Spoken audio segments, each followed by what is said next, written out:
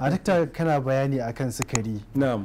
Ka kuma nuna cewa wato kwakwalwa da kuma wato spinal cord ko kashin lakar gadon baya suna bukata. Ai bukatar su abincin su kenan mafi yawa. Tsami da zaki. Na'am, kenan muna bukatar a azumi mu yawaita amfani da kayayyaki. Shi isa ma kaga an fi shan sama, za ga kowane gida kowace mutane za ga sun zo. Wannan faɗakarwa ce ta likitoci ko faɗakarwa ce ta hankali.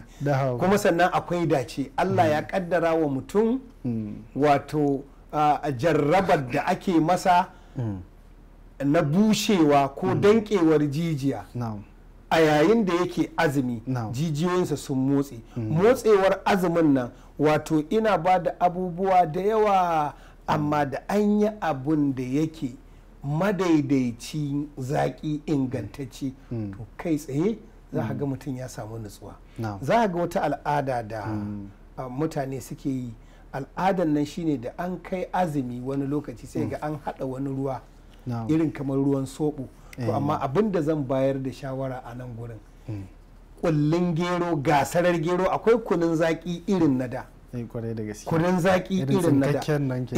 To da za a zo a ce mutum ya same shi gwargwadon iko ya zo ya sha shi, to shi wannan ruwan wanda ike dauke da gasarar gero a cikinsa, kana sha zaka ji ka samu nutsuwa. In kai wasa ma bacci zaka yi saboda tsabar jikinka ya samu abin da yake so.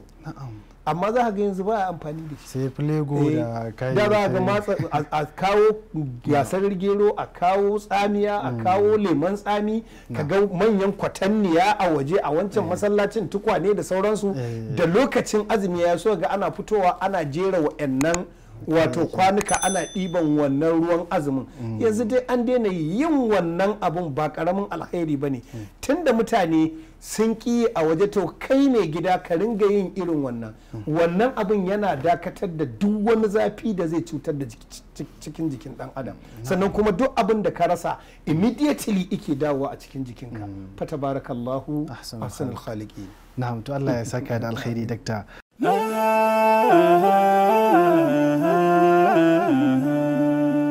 Haske mai leƙa gidan kowa Afirka TV. TV3 tafarkin rayuwa.